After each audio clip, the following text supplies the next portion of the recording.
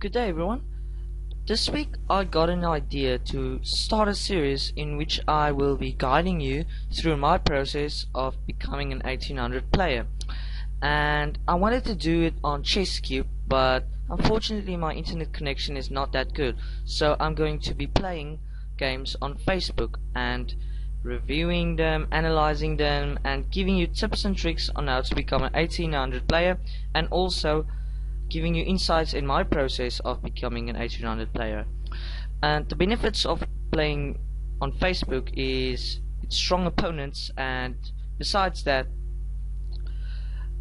I get 2 minutes per move, therefore I can play much more better with deeper insights and play a better game, so I can show it to you guys. So today will be the first episode, and I'm going to analyze one of my games I played on Facebook.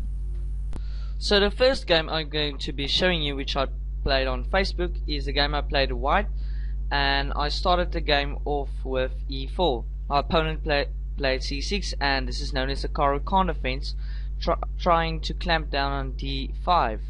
And I continued to remain on d4, grabbing some space, opening up the lines for the bishops. And my opponent here responded with e6, and I never encountered this move before.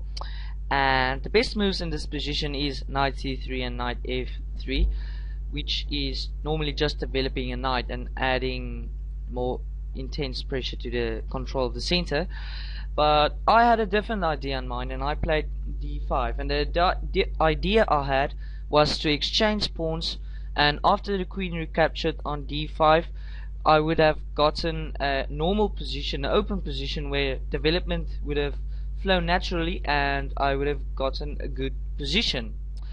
But my opponent played differently with knight c5, and yeah, if I wanted to continue a nice advantage, Fritz suggests I take the pawn on e6, but I again had a different idea in mind, and I played pawn d6. Now this does look a bit different, but my idea was just to be irritation and a thorn. That pawn irritation in black's position, and it in the end game, as you will see, it was a great irritation, and it was clamping down black's pawns. So, but black has gotten compensation. Now he gets a nice attack on f2, and I defend with queen d2. Alternatively, I could have just played knight h3.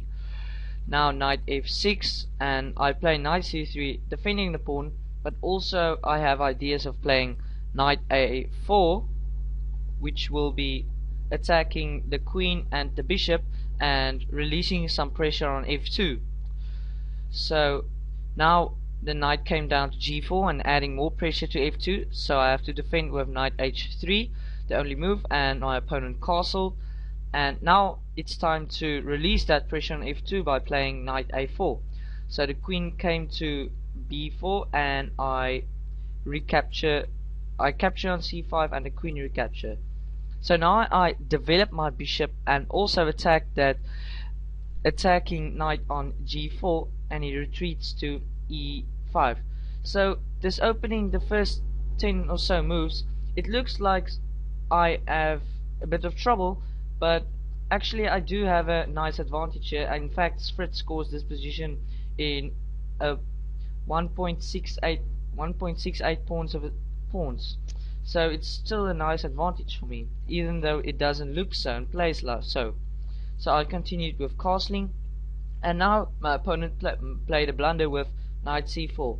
What I played in the game was bishop takes c4, and after queen takes c4, I played rook e1, centralizing and defending.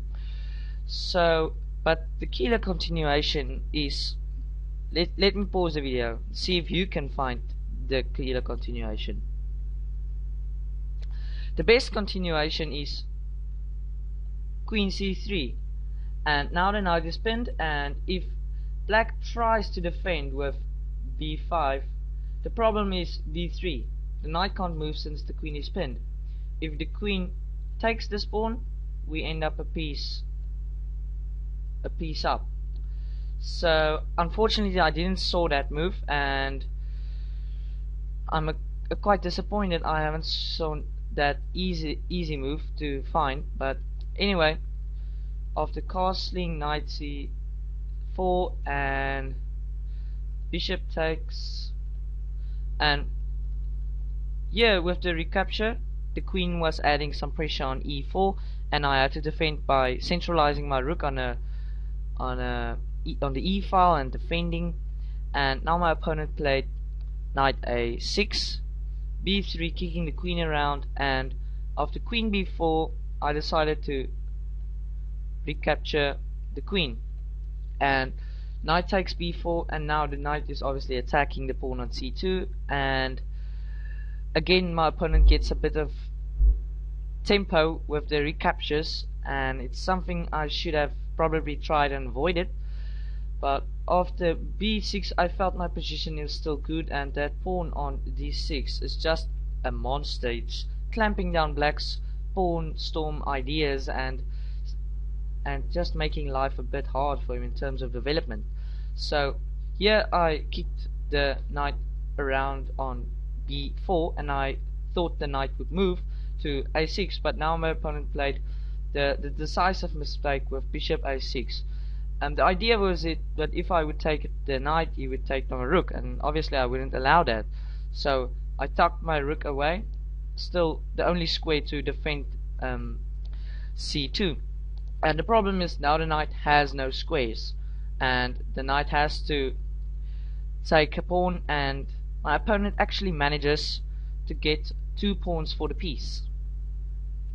So rook c3 and bishop e4, and now I kick the bishop a bit around, and after the bishop tucks back to d5, centralizing actually a good square, I neutralize that bishop by playing knight f4, getting my knight on the rim of the board into the action and planning to recapture. So whoops,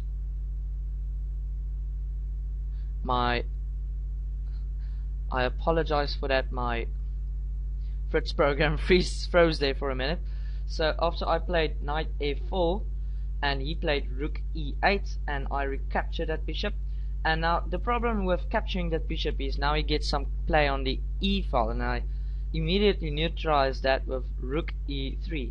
And a clever move, rook e6, the point of it is if I do not capture, the pawn will fall. So I have to capture, and after the recapture I end up with a good position. So I fianchetto my bishop on this nice diagonal pointing towards the king, and in the end this factor will also play a decisive role in checkmating my opponent. So now he played rook f5, he needs to get some counterplay, and I played king f2, getting my king into the game. In the end game it's a common thing to get your king centralized and acting as a piece, because it is a strong piece. So after pawn g6 I played pawn g3, he played h5, and I started with my kingside attack b4, and now my plays a final mistake, a6.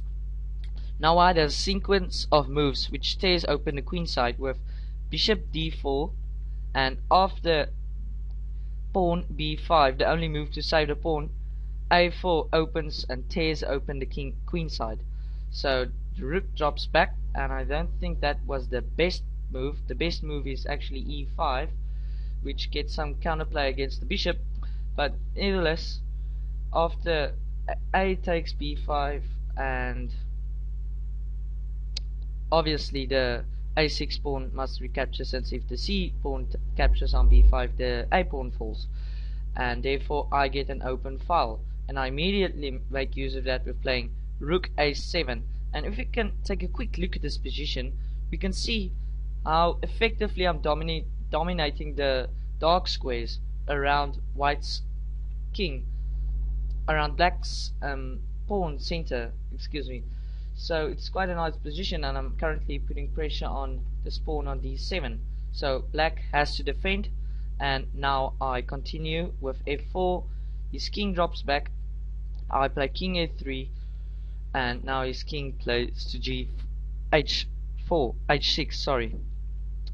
Now I play h4, and it's an important move because I'm I have blocked any kingside pawn storm possibilities for black, since g5 is no longer possible, it's just losing a pawn. So now he plays rook a7, and the moment he played this move I got the idea, if my rook were in h8 it would have been checkmate. So I immediately counter with that threat and play rook a8. Now the threat is there and the king drops back, since this bishop is now beautifully carving and limiting black's kingside space. Now I play rook d8, and the point of it is remaining and keeping pressure on that pawn on d7. So my opponent played king h7 and it was checkmate. So it was a nice game and all. If my opponent wanted to last longer, if I go back, he could have played rook h7. Play can continue with the following, and it leaves white in an excellent position and a completely winning position, and white will quickly win. So yeah, that's the game.